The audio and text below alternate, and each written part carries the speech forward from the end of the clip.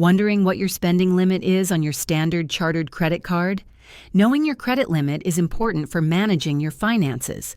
In this guide, I'll show you the easiest ways to check your standard chartered credit card limit.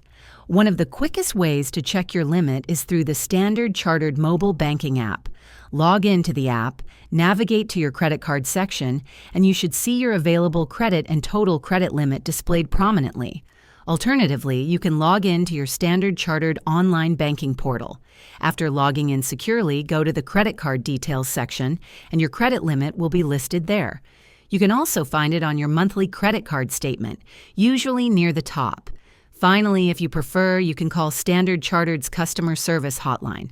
After verifying your identity, a representative will be able to provide you with your current credit card limit.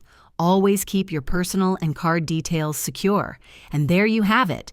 Checking your Standard Chartered credit card limit is straightforward. If this video was helpful, give it a thumbs up and subscribe for more tips.